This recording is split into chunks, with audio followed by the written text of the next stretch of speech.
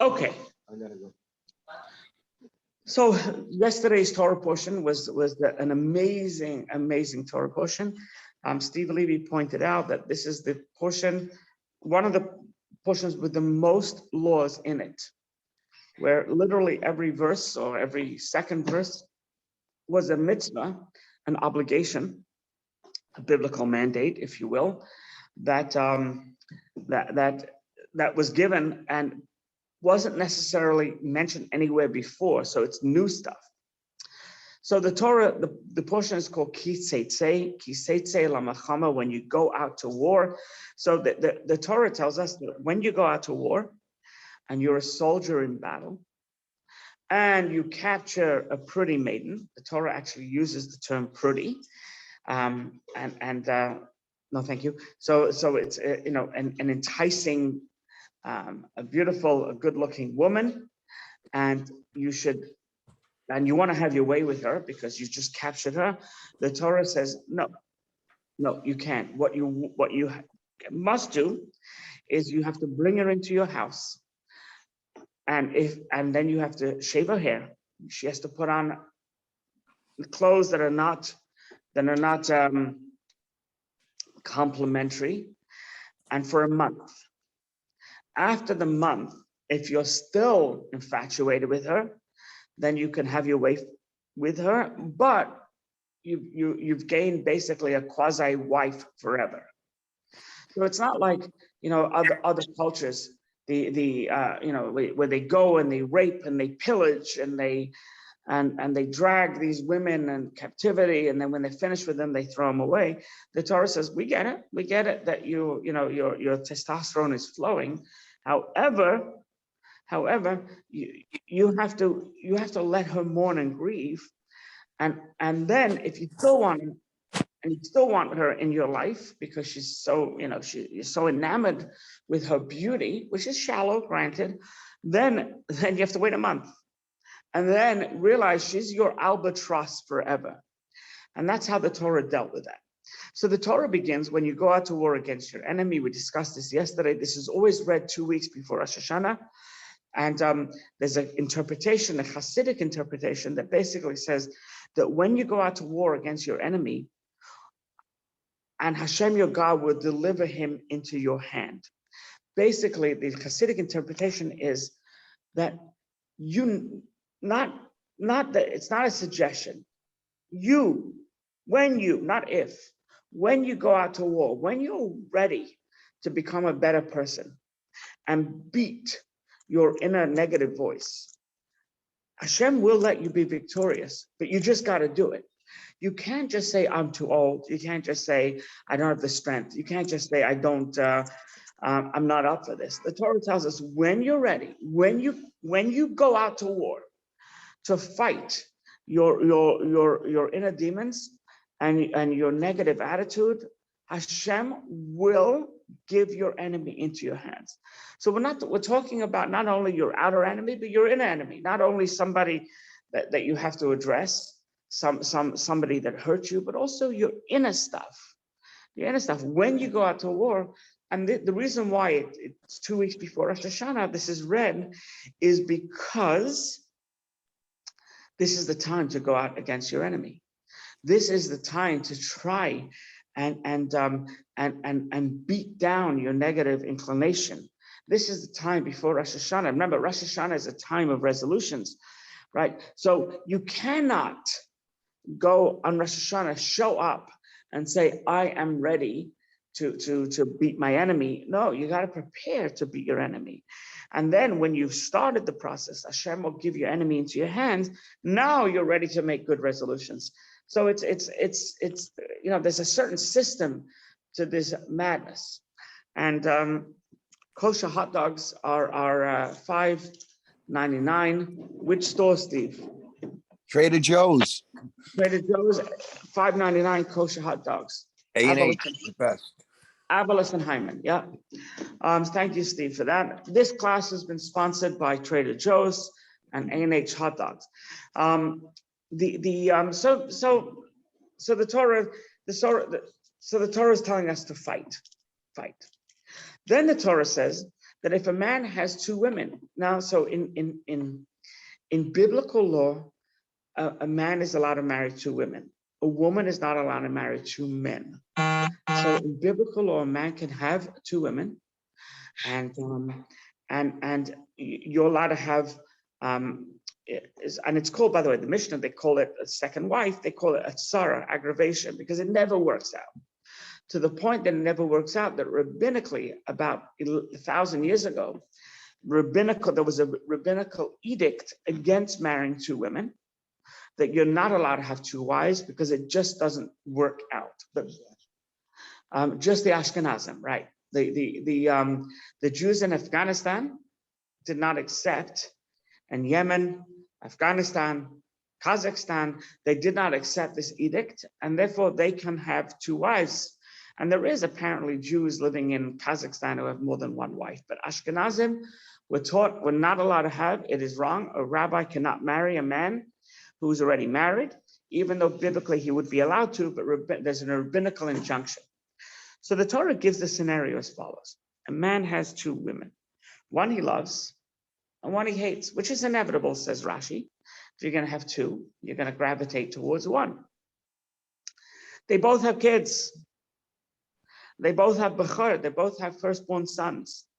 The Torah tells us you are not allowed to give the firstborn son of whom you love the double portion if the firstborn son of the hated wife is older. So we all know, according to Torah, Torah says that if you have a firstborn son and then you have other children, the firstborn son has to get double measure in your inheritance, because as a firstborn, it's not a perk. It's you, the firstborn, have to take care of the rest of the family. That's why the firstborn is given double, is because essentially he's in charge to make sure his sisters specifically will never be without money. And if a person's sisters are without money to the point they have to knock on doors and beg for alms, then the son, the firstborn son, is punished, and his money is taken away, given to the girl. So it's not really a perk. But the Torah tells us that you have to do the right thing, even if you hate this woman. Even if you divorce this woman, she is your firstborn. She has your firstborn son. She has the first drop of your progeny. She has to get, her son gets the firstborn status. Whether you like her or not, it's irrelevant. Isn't it also, Rabbi, that the firstborn son also the opposite too, that he takes the debts on that the rest of the family doesn't take? So if the father owed money and he had debts, that first son has to take those debts on as too? Yes, not unsecured debt. Unsecured debt, just like this country, if a person has unsecured debt, the person passes, the debt passes with them. It's only when it's secured debt. Right. So credit card, or you owe somebody money, just they loaned you money and it's, then no. But if you have a mortgage, yeah, the firstborn son is obligated to take it. Once again, it's not a perk. Then the Torah goes into, and the Torah goes into the rebellious son. It says if a person has a rebellious and wayward son that doesn't listen to the voice of his father and listen to the voice of his mother, and he's a zoilel b'soiveh, he's a glutton, and he drinks wine, he's an alcoholic, and he drinks meat, and he eats meat every day, and ad nauseum, and he steals in order to get this meat. He steals from his parents, he steals from his friends, he steals from others. He becomes a highway robber to get his addiction to alcohol and ribeye. Then you bring him to Beis Din and you say that our son is a wayward and rebellious son. And the Beis Din say, okay, stone him. And he's put to death. Now, it's very harsh. It's never happened, says the Talmud. There's never been a case where there's a child who's so out of line that the Beis Din actually killed him. Isn't it only a 3-month period? 13? It's only a certain amount. Yeah, it's from 12. 3 months. Yeah, it's like 3 months before bar mitzvah to 6 months after, something like that. It's a period Right. of time. And it says it's never happened. So why do they have it? Why do you have it? So they say, because you study, you get a mitzvah. But it's more than that. From this, we can from this Torah portion, even though it never happened. So why say it? Is because we learn many fundamentals of parenting, many fundamentals of child rearing. First of all, the Torah says, if there is to a couple a Sorah and Moreh, he's wayward and rebellious. Not only is he wayward, but he's also rebellious. And the Hebrew term for rebellion, not only is he rebellious, he's also wayward. The Hebrew term for wayward is moreh. Moreh, as you know, is a teacher. He's wayward and he's the head of the gang. So that is a criteria, is that he's somewhat of a Pied Piper. Not only is he a bad egg, but he also shows others how to be a bad egg. We have to be very careful of such a child. Then the Torah says he doesn't listen to the voice of his father and he doesn't listen to the voice of his mother. Two separate voices. But then when they go to Beis Din, they say he doesn't listen to our voice. That's one collective voice. The Torah is telling us this is where problems begin. This is the genesis of parenting problems, is when mom and dad are not unified. Mom says one thing, son, you have to be in bed at 8 o'clock. And dad says, don't listen to mom. You can go to bed at 10 o'clock. Son, you cannot, daughter, whatever, you cannot watch no computer games, no TV, no Netflix, until you do at least 45 minutes homework. And the other parent says, homework is for losers. Don't worry about it.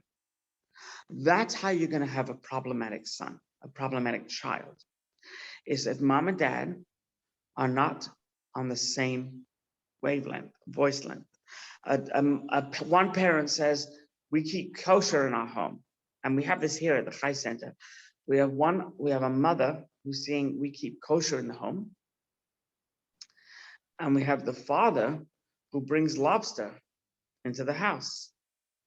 And the mother came to me and said, I'm crazed. I'm crazed. I want my house to be kosher, but he has this lobster fetish and he won't stop. Please speak to him. So I speak to him. And he says, she's a hypocrite because she eats lobster outside of the house. So I said, she's not a hypocrite. It's her level that she doesn't have lobster in the house. Respect that. And he goes, ridiculous. And she's crazed. And she's crazed. So when parents have a non-unified voice, and by the way, she calls me every time she opens the freezer and she finds lobster. She calls me.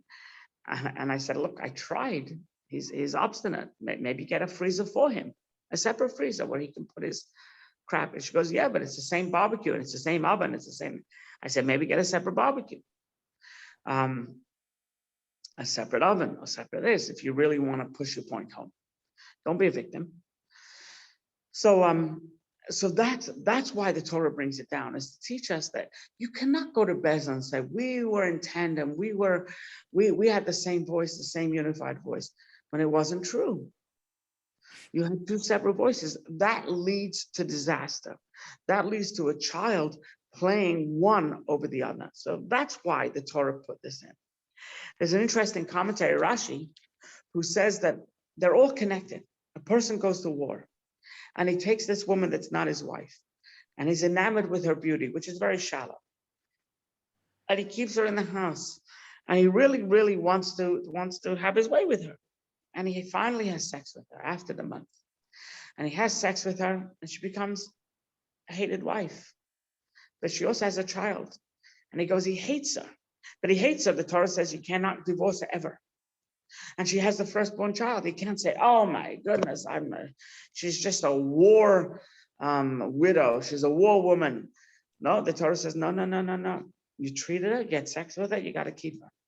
Isn't there a question in the Torah whether he can test her out first and get a trial? There is sample? commentary. Yeah, there is commentary to say you can have your way with her once. before this trial. Yeah, there is commentary to that effect. You're right, Steve. So there's anyway, you can't send her away once you've fulfilled these obligations. But hold on a second. I don't want to give her anything. I don't want to give this child anything. And the Torah says you'll come to hate her. And then not only you come to hate her, this child will be the bane of your existence. So it's better that you don't take in this captive woman, because it does not spell any good things to come. It's a warning. Doesn't we learn that from Shlomo when he met with Absalom? Or is it correct? That's correct. Right? Shlomo had not only did Shlomo have no nachas from Absalom himself, not only did David have no nachas from Absalom himself, but Right. Absalom tried to kill David, tried Right. to kill his own father, tried to kill him. Yep. He was a wayward son. And Absalom actually got killed by David's general who stabbed him. I mean, it's just a horror story. It's things you can't make up. Torah continues, and the Torah says that a person should not be killed for the sin of his parents. A parent should not be killed for the sin of their children. You die because of your own sins. And when the Beth Din, which was rare, put you to death, like a Sora and Mora, very rare, never happened. But even when it does happen, then the Torah tells us that every person that was killed by Beth Din had to be hung on a tree after death. Basically, the Jewish people should say, this is what happens if you defy the Lord. However, the Torah tells us that they are only hung for that day. By the time nightfall comes, they have to be cut down from that tree and buried. What was the practice in the times of the Beth Din? At the rare time that they did kill somebody by capital punishment, they waited till 5 minutes before nightfall. They hung this person for less than 5 minutes, and then they cut it down and buried him. They were so sensitive, even to a murderer, a rapist, a kidnapper, whatever reasons you get put to death. Even that person, they still made sure they had a burial. And even though the Torah testifies they had to be hung on a tree, they did it for literally 2 to 3 minutes, and they took him down, because it was everybody, even the worst person in the world, still has a soul, and their body still houses their soul, and therefore is a Jewish body, not Jewish body, a body is precious. And this is probably the reason why the Torah is pro-life, not pro-choice, except when it comes to certain things. We're not completely Catholic, is because the body is precious. The body is precious. Body has value, even a rotten, stinking individual. And that's why the Catholics, they're not allowed to go to the hotel and show their crosses. They got to put their crosses inside their shirts, because it's an abomination to God to have someone hanging on a pole past the day. I don't know what they do, what they don't do. Honestly, I don't know. Oh, there's a thing. They're not allowed in the hotel to show their crosses. If they wanted to go to a hotel, they got to put their crosses in their shirt. Yeah, I don't know. I've never heard that, but maybe. Okay. Then the Torah tells us that if you see an animal, if you see an animal lost, you have to bring it into your house and try and return it. Anything, the Torah says, any lost article, it's a mitzvah, it's a biblical mitzvah. You find something in the street, you have to announce it. And the Mishnah clarifies that. The Mishnah says only if it's announceable. If you find dollar bills floating in the street, you can take them, you don't have to announce it. If the dollar bills had a rubber band around them, and the rubber band was purple, you could announce it. If it was just rubber band, if it's just floating in the street, you don't have to. But you have an animal, you have this, that, and the other, you have to announce it. And that is true even today, that you have to, and by the way, you go on Jewish websites, Jewish yenta sites, gossip sites, You'll see, found watch. Please call this number to claim. It's a biblical mitzvah to do that. I don't know if you know that there was a horrible story that took place yesterday in Long Beach, Long Island. The Chabad of Long Beach opened its new building yesterday for the first time. Rabbi Goodman. Rabbi Goodman. Yesterday afternoon, somebody came to his house with a crown of a Torah. And he goes, Rabbi, I found this crown floating on the water in Long Beach. And I don't know who it belongs to, but could you find its owner? It's clearly a crown that was lost. So Rabbi Goodman said, thank you, I will. Rabbi Goodman came to his shul that opened yesterday for the first time. The shul was ransacked. Oh my goodness. Torahs were missing. Whoa. The crown that was returned to him was actually his crown for his Torah. Oh my goodness. The talesim in his shul were tied together and thrown on the floor. Oh my goodness. Prayer books were thrown on the floor. It was the first day, so they think it was an inside job. That's Who would do that? That's ridiculous. The bottom line is Torahs were missing. Crowns were thrown into the water, to the ocean. Oh my goodness. Which bobbed back to the beach. So the fellow did the right thing. He says, please, and try and find its owner. And it was actually given to its owner, the rabbi of the shul. So that happened yesterday at some point. Terrible story. And it was, somebody's angry that the shul opened, right? You know, you hope it wasn't a Jew that was angry. You hope it wasn't an inside job, but you hope it was an anti-Semite, not a self-hating Jew. Where was it? Where was this shul again, Rabbi? Long Beach, Long Island. Oh wow. Yeah. Joel knows him. I think Joel went there. I spoke to him on the phone. Yeah, Rabbi Goodman. He only has a summer minion. Doesn't have a No, he doesn't. It's you. Yeah. Anyway, so you have to return lost articles. Then the Torah tells us that if you see, talking about friends' animals, if you see your friend's animal that is crushed under its weight, you got to help him, right? If it's falling on the road, help the donkey, help the horse, help the. So Chassidus, the Baal Shem Tov, says that, yeah, it means it practically. You can't let an animal suffer, but it also means that don't beat up your animal self. If you see your animal or your friend's animal, their body being beaten by fasting, or the person lashes themselves, which is so anti-Jewish, you have to tell them to stop. That's not the Jewish way, is to fast. You eat, you daven, and then you eat. Right? You need a piece of cake before davening to help you daven. Otherwise, you're going to be sick. Eat. You can't have a full breakfast of an egg McMuffin, but you can have a little bit to eat. You can't say to yourself, I'm going to punish my body.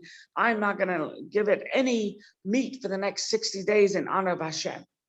That's not an honor. That's hurting your body. If the doctor says you got to stay off cake, that's one thing. But if you say, I'm going to stay off cake in honor of God, as my gift to God, that's bad news bears. It's wrong. So he says, so your body, you have to treat your body. You treat your body with respect. You have to treat your body with reverence. You have to bring your body on board with the spiritual side, not push it away. Then the Torah says, a biblical command, you're not allowed to cross-dress. Just not allowed to. A man is not allowed to wear women's clothes. A woman is not allowed to go mad. It's a biblical. Now, if they make these clothes, which are man's clothes for a woman, then you can. So if they make, shirts, blouses, but shirts, and they're made for a woman, that's no longer a man's garment.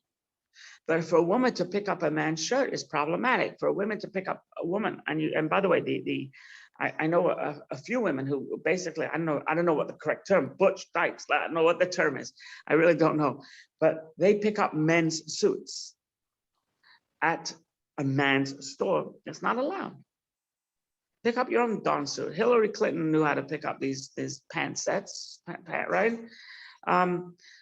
She had 6 of them through years of campaigning. That's what you wear. You don't. So anyway, cross-dressing. So progressives would get angry at this law. So the Torah is not telling a woman not to wear a pair of pants. The Torah is telling a woman not to wear a man's pants, right?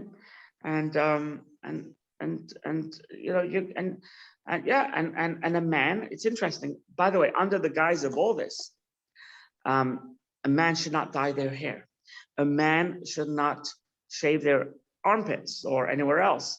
A man should not pick out the white hairs from the dark hairs in their head or their beard. Guilty as charged. A man is not allowed to do only womanly things, right? So I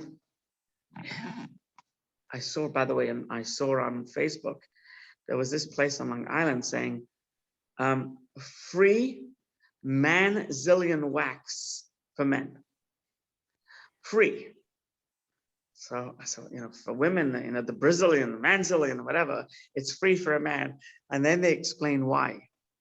They explain why. Why is it free for a man?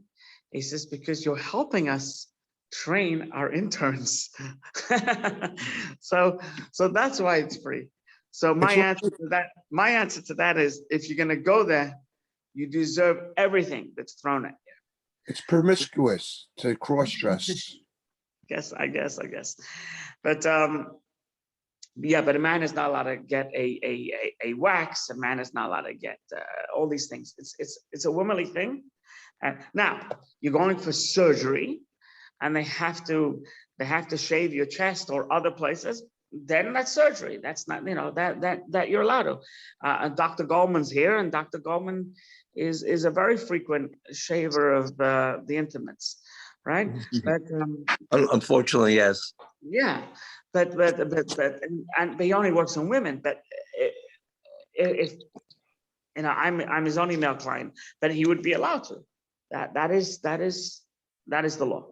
What about when people lose their eyebrows and some of them want to get tattoos to replace the eyebrow? Man or woman? Either. So a man is not so simple. For a woman, is definitely allowed. Right? Even though it's a tattoo, but it's not a tattoo for the sake of a tattoo. It's a tattoo for mental health. Then a man is not so simple. But I would bet there are rabbis out there who would let a man who lost because of cancer eyebrows to let them get it. I bet there is, but it's easier for women.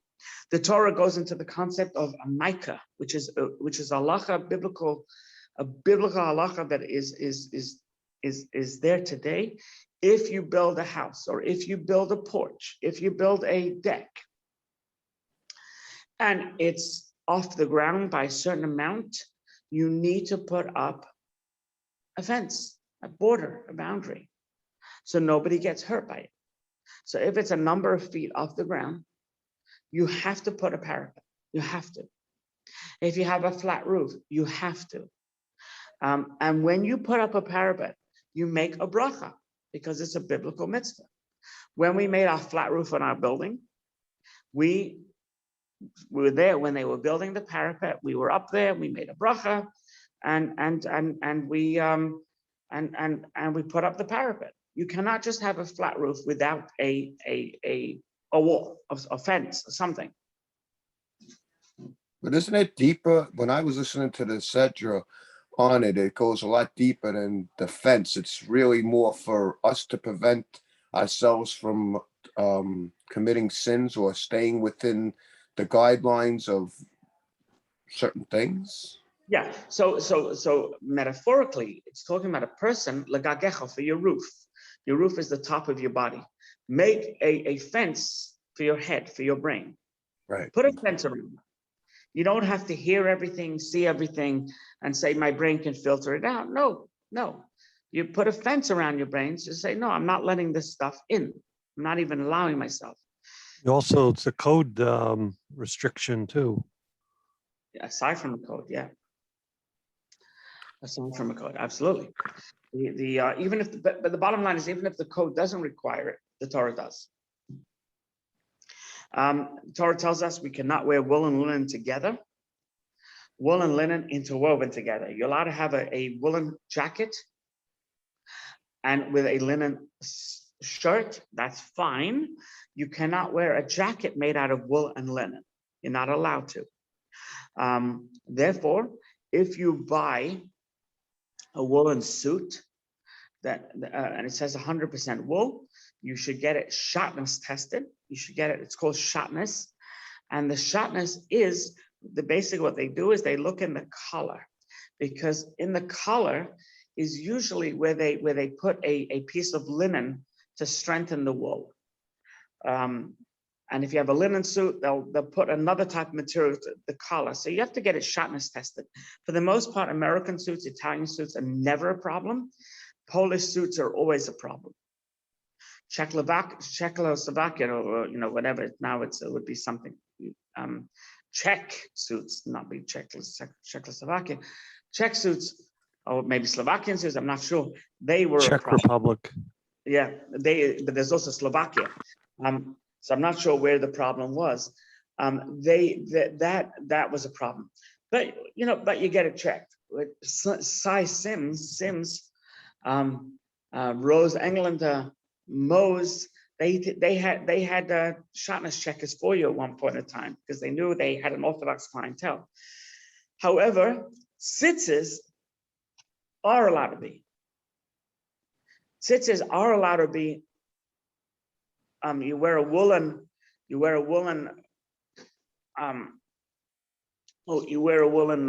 garment. Your fringes are allowed to be linen, and vice versa. The Torah tells us, and by the way, shatnez in this week's parsha, which while we're talking about it, may as well talk about it. The Torah doesn't allow us to have an ox and a donkey work together. That's also a form of mixing. You're not allowed to mix. The Torah is very against mixing. You want to have two oxen plow your field. You can. You're not allowed to have an ox and a donkey because it's not fair to one of them. Now we have a modern day problem, Rabbi. What's that? That modified RNA, which is artificial. Right. Some people say when it goes into your body, can mix and become DNA and mix with your DNA, and that would make it a mixture. Well, I hear that. That will absolutely not happen. mRNA is a temporary thing that gets broken down immediately, and Well, DNA goes into the RNA only. It's the way the reverse transcriptase I know where works. this is going. In autopsy, they say it's not. It's So- staying permanent. Torah doesn't allow mixing. Here's the Right. bottom line. So, intermarriage, Torah says is out. Can't mix the seeds. You cannot dig up a little bit and throw apple seeds and pear seeds into the same hole. You're not allowed to do that. You're not allowed to have the two wool and linen. You can't have, but you can have rayon and polyester. You can have wool and silk. That's fine. It's just whatever reason, wool and linen. But mixing for the most part is out. The Torah then talks about that if a man and a woman, if a man and a woman, a man has a relationship with a married woman, whether the man is married or not is insignificant. If she's a married woman and they had witnesses to say, hey, she's a married woman, what are you doing? And they have sex, it's death because she's a married woman. If a woman is engaged, and now it's not the engagement we have today, but rather it's a betrothal, which is stronger. Nowadays, we don't really have that, where it used to be a document signed when you got engaged, a document was signed. If you have sex with an engaged woman, a betrothed woman, punishable by death. If you rape a woman in the city and she's betrothed, punishable by death, both of them, because the woman should have yelled out. Unless, of course, she couldn't. She was drugged. It was a Bill Cosby moment. If, however, he raped her in an uninhabited land, in the fields, etc., just the man is put to death. The woman can say that she was in a field. She was, it was the middle of the night, or and even in the city, middle of the night. But a woman who's dedicated, that's what betrothed means, and that is why, ladies and gentlemen, we don't have betrothal today. Because of this serious offense where it's punishable by death, and a woman is basically, if you betroth her with a document, and then you disappear, and they don't know if you're in the cruise ship, the Titanic, that were you a survivor, you're not a survivor, or were you involved in 9/11, what happened to you because they couldn't find your body. It's very difficult for the woman. So therefore, they don't do any of this betrothal today. Instead, they do the betrothal on the day of the chuppah. And that is why the bride and groom drink 2 cups of wine, one for betrothal and one for wedding. Otherwise, it's just one ceremony, but because you already had the previous ceremony. But they stopped that years ago because of the trouble. Now, the Torah tells us that a man who cannot have children, he has crushed testicle, or he has no organ, or his organ is we can ask Dr. Goldman, if a person has Peyronie's, I don't know I think that's fine. He can still have kids with Peyronie's, I think. If a person has a problem, should not get married because it cannot produce children. Who should they marry? They should marry a woman who can't have children either. That's the way to go. A mamzer, you're not allowed to marry a mamzer, the Torah tells us. What is a mamzer? A mamzer is somebody who was born from a biblically incestuous relationship. So a man has sex with a married woman who's not his wife, and she gets pregnant. That child is a mamzer. A brother has sex with his sister, and she has a child. That child is a mamzer. A man has sex with his wife's sister. That's a mamzer. A man has sex with his mother-in-law. That's, even if it's not his mother, that's a mamzer. A man buys Syrian war bonds. That's a mamzer. Any mamzer, any bastard, a biblical bastard only, not a society bastard. You're not allowed to. They can only marry a fellow mamzer, or they can marry a convert, because that's the way to clean their bad blood. Because a mamzer, the son of a mamzer, the grandson of a mamzer, the great grandson, still a mamzer.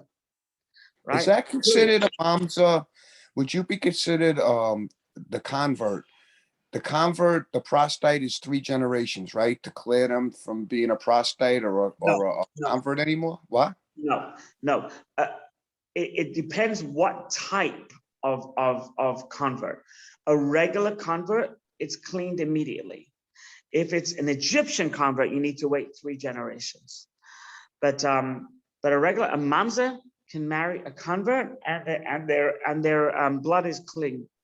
Their children are not considered mamzer. The Torah tells us an Ammonite, a Moabite, you cannot marry in them. We don't know who they are today, but because they didn't do the right thing by you, etc. So anyway, so it's a very, now, this is the reason, by the way, when I officiate at a wedding, because I, God forbid, do not want to have any mamzer on my watch, because it is a cardinal sin. When I officiate, I ask, were you married before? The answer is no. Then I ask the woman, are you married before? If the answer is no, I go on to the next question, right? About, different questions, etc. But if they say yes, any one of them says yes, I need to see a get. I need to see a get. I need to see a get that's acceptable to me. If a get was written by an ad hoc Besdin that was just that didn't know what they're doing, I would say, I'm sorry, I cannot officiate. And it's happened where the get was given, and this is why it's so important. The get was given by some reform organization, and I had to bow out of it. I made an enemy, but I had to bow out of it because a get is there's certain criteria how to give a get, and it has to be, and there's many criteria. It has to be done properly. If you ever see a get, by the way, that says that the get was written in Dix Hills, it's not a valid get. Dix Hills is not an acceptable place to write a get, not yet. There's only a certain amount of places. And this is they do this to weed out. So there's only certain places you're allowed to give a get rabbinically. I did have the wool pull over my eyes once, where I officiated essentially what I believe was a married woman, is that she produced her get, and she says this was an Orthodox Beth Din, and it was given in Massapequa. And I called up the rabbi. And the rabbi says, yes, I'm an Orthodox rabbi. I said, okay. And the get was given in Massapequa, and the get was written. It turns out he was a Reform rabbi in Massapequa. That's why he gave it in Massapequa.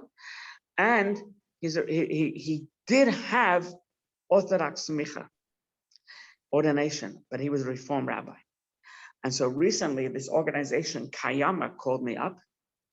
And they said to him, did you officiate at this wedding? I said, yes. Did you view the get? I said, yes. It was Rabbi Michael Rosenthal. I said, yes. And he's an Orthodox rabbi. And he gave the get in Massapequa. So they said, you had the wool pull over your eyes. It's Mickey Rosenthal. He's a Reform rabbi. And he's a rabbi in Massapequa. And he's a charlatan. And they told me, how dare you? And da-da-da. And I was really taken aback. So I apologize to Kayama, this organization that deals with this nonsense. I called up the man and the woman, and I said, I want you to know that and it was very hard for me. And she goes, what do you mean? Because, and they're divorced again. So they went to Kayama to get a divorce. I said, I should never officiate at your wedding in the first place.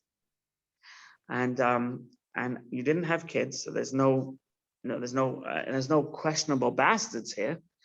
But I was wrong, and I just want to let you know from me, because Kayama told me I have to make this call, and I've learned from this, and I only now officiate weddings of people I know. I will not officiate a wedding of people I don't know. This happened, by the way, it's happened a month ago. It only happened a month ago. The wedding took place 14 years ago. Wow. You look for these signs. You look, was the wedding, how was it signed? How's the ketubah look? How's the get look? And all, you look for all these signs, right? And everything, all the T's were crossed. And she said it was an Orthodox rabbi. I didn't check. I have to check. I have to check. Was this rabbi an okay rabbi? So now I am on Kayama's blacklist. Think about that. Wow. Right? Think about that because of my faux pas. Now, I've written to Kayama. I've told them what I did. I told them how it happened. I told them that it was in Massapequa. There's only two places on Long Island, Massapequa and Patchogue. And I told them if it was given in Queens, which is any place in Queens is allowed, any place in Brooklyn is allowed, I would have researched further. But it was Massapequa. What are the chances of that? But he was a rabbi in Massapequa. And he has two get documents that he does. This man.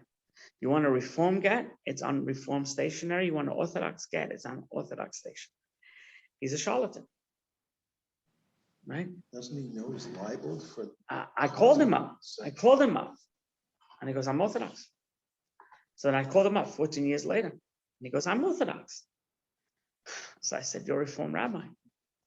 So he goes, that still doesn't make me Orthodox. I said, according to Moshe Feinstein, you're not Orthodox. So he goes, well, I disagree with Moshe Feinstein. Moshe Feinstein was the codifier of contemporary day law. And he goes, as far as I'm concerned, Moshe Feinstein is not Orthodox. So does that mean and it was very bad. It was very bad. I got a slap. I got a punch in my gut.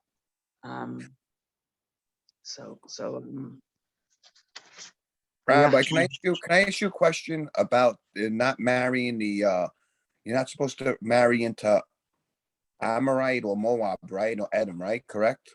Yeah. So Shlomo married into all of them, and then the king that becomes Israel through Nama is an Ammonite, is Rehoboam, who actually creates the whole division and starts the whole division of the whole breakdown of the Israel. Yeah, that's very true. That's very true. However, Solomon married. I mean, David's grandfather married Ruth, who was also she was a Moabite, but she was holy, and she was tzaddikus, and she was accepted and embraced. So the bottom line is, you got to know who you're marrying. So the men that were. It was the men that were prohibited, not the women. But you got to know who you're marrying. Here's the bottom line. No. But doesn't that connect the completion of the connection, because of David and Shlomo bringing the two daughters of Lot into the whole scheme of things now that there's a connection? What? Yes, there is a commentary that says that Lot had sex with his two daughters, and that was the ancestors of Ammon and Moab, right? And Ammon and Moab were bad people, were bad nations. And they said the reason why they were bad nations is because look at their origin. They stood no chance. Which father has sex with his daughter? Which father would do that? Which father would, every father would die to protect their daughter from a predator. Lot, instead of dying to protect his daughters, had sex with his own daughters 2 nights in a row. And so they were doomed from the start. By the way, there's an interesting story coming out of Aspen, Colorado recently. There's a Chabad rabbi there who was asked by a comedian, David Berman, I think his name is. He's an up there comedian. I may have the name wrong, David something. And it was a real big coup that he was asked to officiate at this wedding. And because the divorce was questionable, he refused. And David Berman offered him $1 million to officiate, and he turned it down. Just kudo to Rabbi Mintz. And it was really a coup. It was really like it was going to be an A-list people who were going to attend that wedding, and it would have set him up for life, and he turned it down. The Torah tells us that we are not, there is the concept of harlotry is an abomination. A harlot or a gigolo, the Torah says, are not welcome. You're not allowed to do it. You can't be loose. What's the definition of a harlotry? Of a harlot? What's the definition of harlot? So it's interesting. A Jewish man having sex, a Jewish free man, single, having sex with a Jewish woman who's single is not harlotry. It's inappropriate, but it's not harlotry. It's not allowed because you have to be married, but it doesn't come under the ban of harlotry. It's when you go to a house of ill repute, and you hook up with a non-Jewish man or a non-Jewish woman, and that's harlotry. But if you meet a girl at college, it's not harlotry, which is an interesting thing. The Torah forbids us taking interest from a fellow Jew. You're allowed to charge interest to a non-Jew, and a non-Jew is allowed to charge you interest. You're not allowed to charge Jew interest, and a Jew is not allowed to charge you interest. So therefore, when you get a loan from a Jewish bank, you have to sign a document called the Heter Iska. Heter Iska means I'm not charging you interest, but rather I'm a partner in your house. And I'm not charging you interest per se, but rather I expect, because I'm your partner, I expect a certain amount of money each month. Heter Iska is a rabbinical loophole, but if you don't sign that rabbinical loophole, you have to go to Citibank and you cannot go to Bank Leumi. You have to go to Chase, you can't go to Safra, et cetera, et cetera. And it's a loophole. A fascinating thing the Torah tells us. The Torah tells us it's better for you not to make a pledge than make a pledge and not fulfill it. It says it's much better for you to keep your mouth shut and do what you can than to make a pledge and not do it. So this is what I tell people. I was speaking to someone on Friday. He made a pledge and he called me, he says, how much do I owe? So I said, well, your pledge was so-and-so, you still owe $12,000 for your pledge. So I said, however, he goes, wow, I didn't realize I still owe so much, whatever. I says, however, while I cannot disavow you of your pledge, what I can do is tell you that the Chai Center is okay. On behalf of the Chai Center, I can tell you it's okay for you to pay it out, and so it won't be held against you. So you can pay it out, but I can't say maybe I and the board can get together and disavow your pledge, but I can't do it single-handedly. Maybe we can get you to go to a Beth Din or a Rav to say, we're going to annul your vow. That you can do. But me as an individual can't do that. But I can say you can play it out. So the pledge is not considered. God is saying, come on, you pledged. What are you doing? That I can give a reprieve for. And that's what happened. To which he said, no, I'm going to pay it before Rosh Hashanah. But just the intricacies of what I deal with on a daily basis. The Torah, please still make your pledges. We can work it out, guys. We can work it out. Truth be told, the Chai Center, right? Its membership, or it's the money that comes in for this, that, the other, is probably at this stage, forget COVID years, it's probably 30%.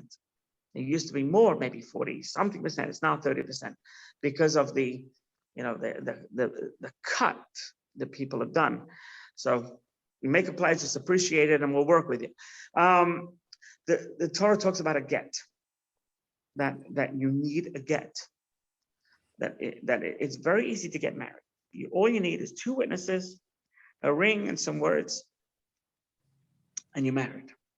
A get, you have to have 2 witnesses, and biblically you don't need a ketubah. It's rabbinically, but biblically you need a document. This document, by the way, crosses every T and dots every I. That's why it's so difficult. A document has to. So when you marry somebody, it says you're officiating at the wedding of Reuven, the son of Abraham, is marrying Sarah, the son of Shimon. When you write a get, it goes something like this. Reuven, who's most people call him Ruby, but also has a nickname of Robert, Ron, Ricky, the son of Avraham, who's called Abi, who's called Avi, whose nickname is called A, right? Borovitz, who's called Witz, Borovich,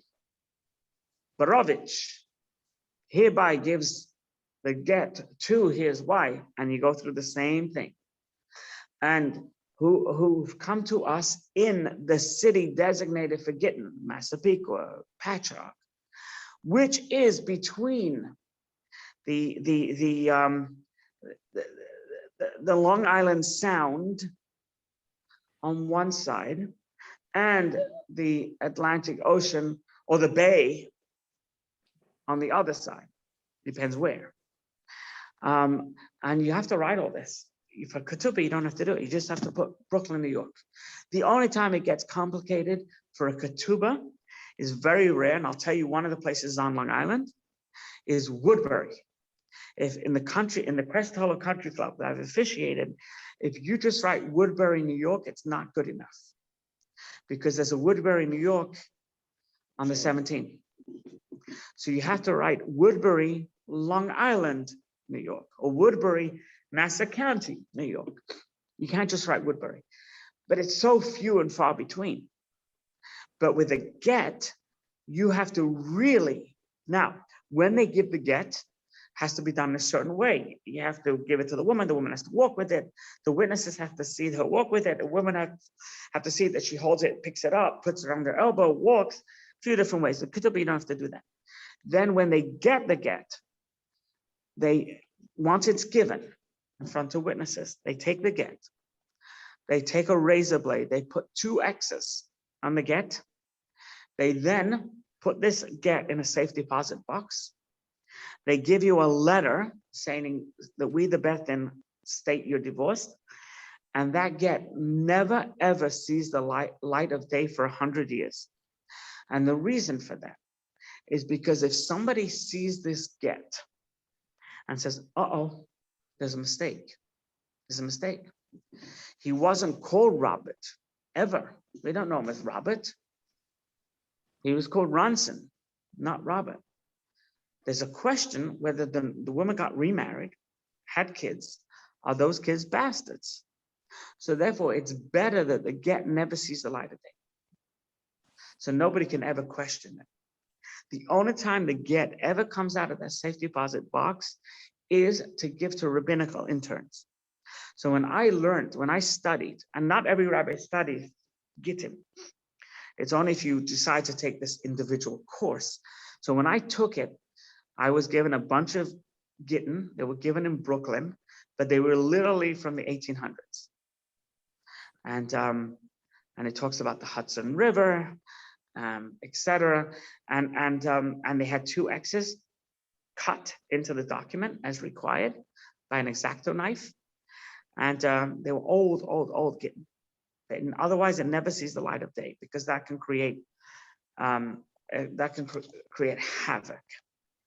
The Torah continues. The Torah says that when you marry a woman for the first year, simach es ishtoi, the first year is foundational. You have to make your wife happy.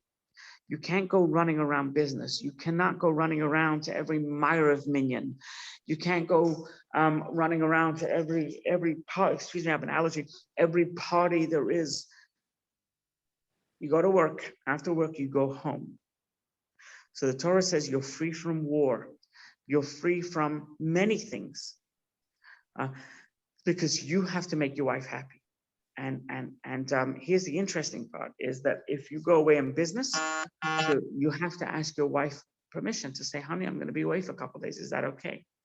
And you have to tell her in advance when you're dating her that I travel a lot. And you say, I'm going to try not to. Or if you travel, come with me.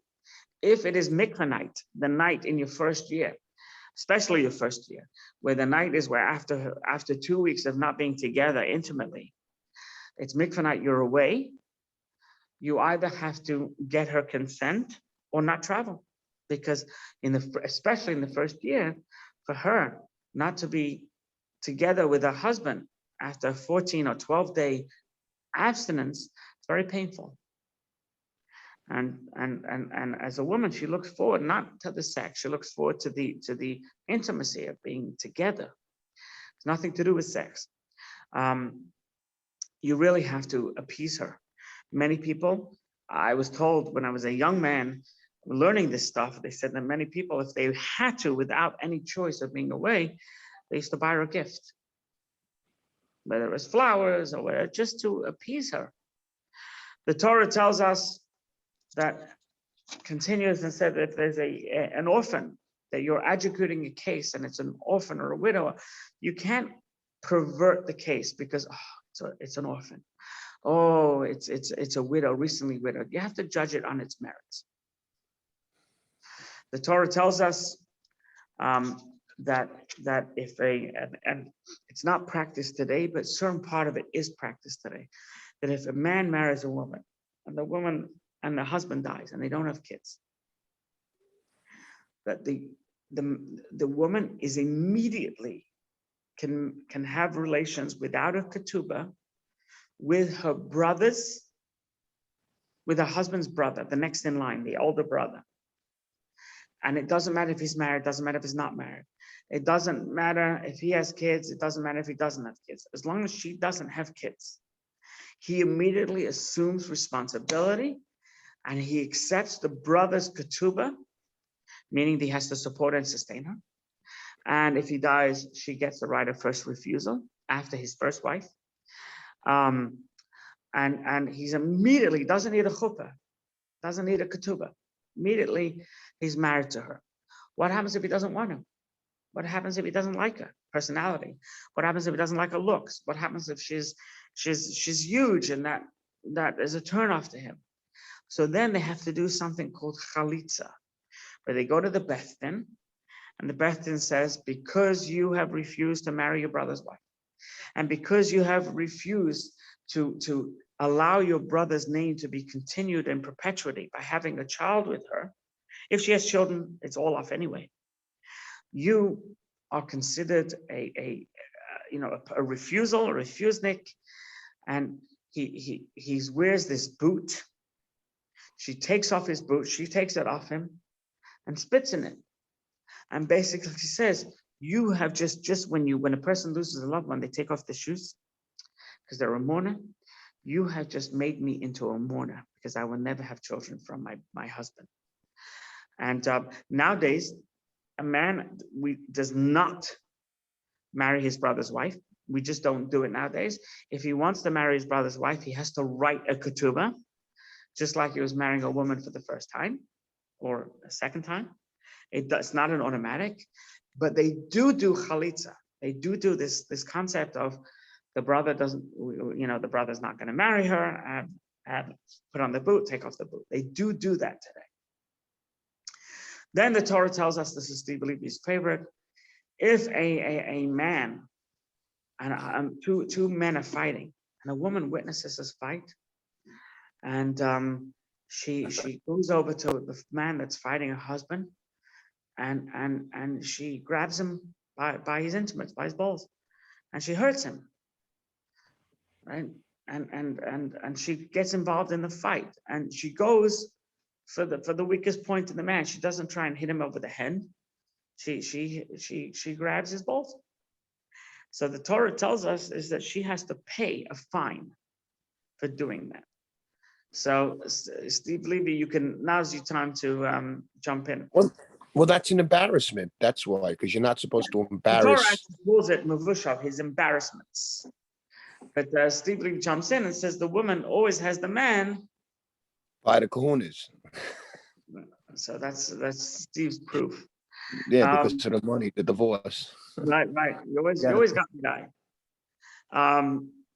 The Torah tells us and concludes, before it concludes, the Torah tells us you should not have false weights and measures.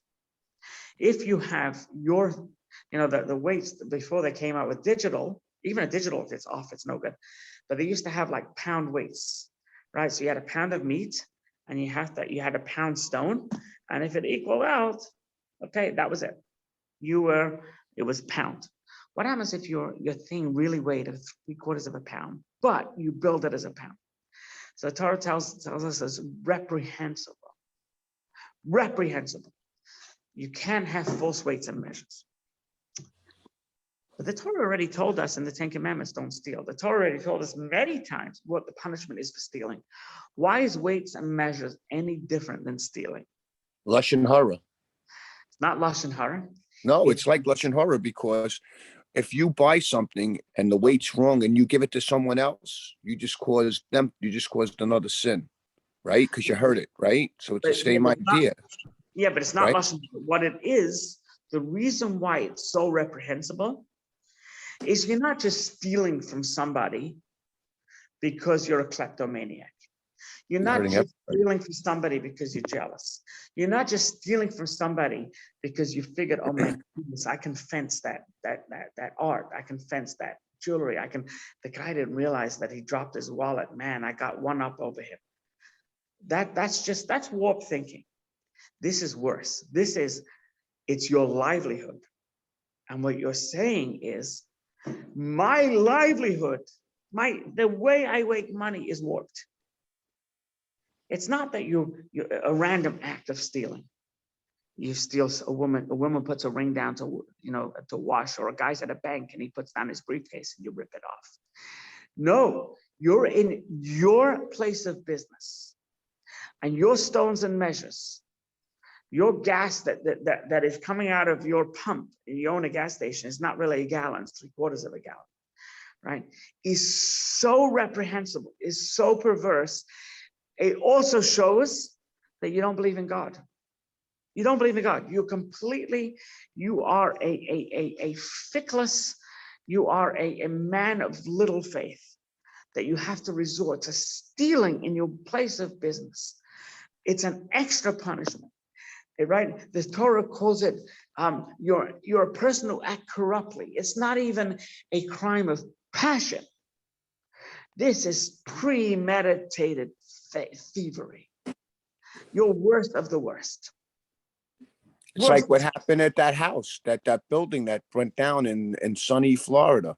The corruption that the guy did to pass the things to get the house built or whatever, because of weights and measures. What? You're absolutely correct.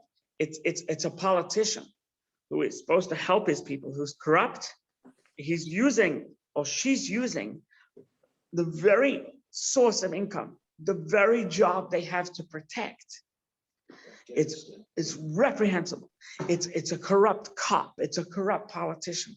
All falls under this guise of weights and measures. Your measure is supposed to be to save or to help your constituents, and you use your very job to screw over. That is reprehensible. It's a whole new level of depravity. The Torah concludes. The Torah tells us to remember what Amalek did to you. Remember that they attacked you. It was a preemptive attack.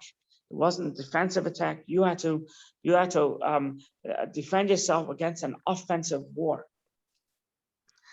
And always fight Amalek.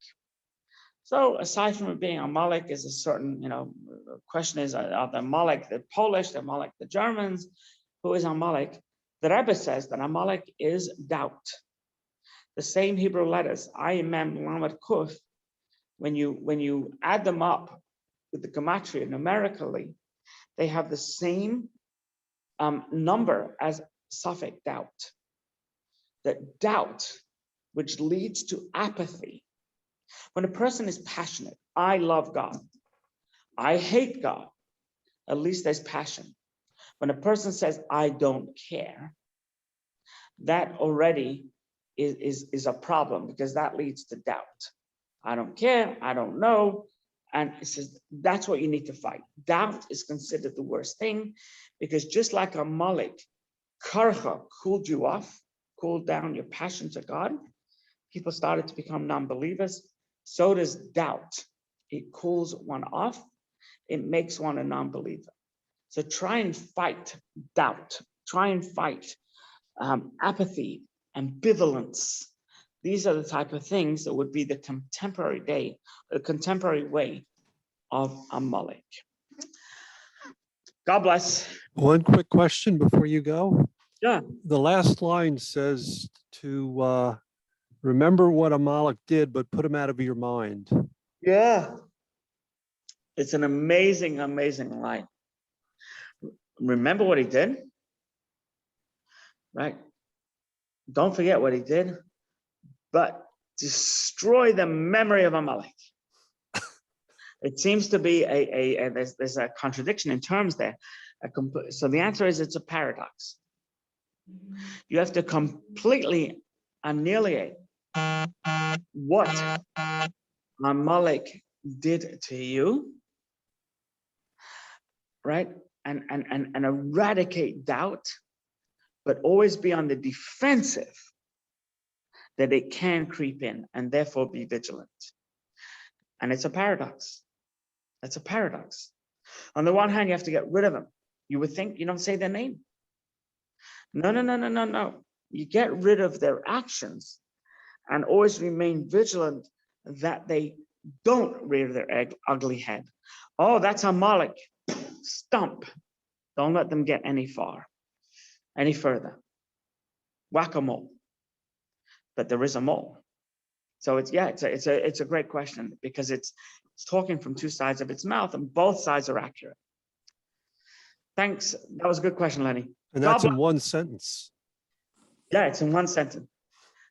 God bless you all. Have a great day. Stay safe. And you want to pay off your $1 million pledge over 10 years, guys, we could work it out. Thanks.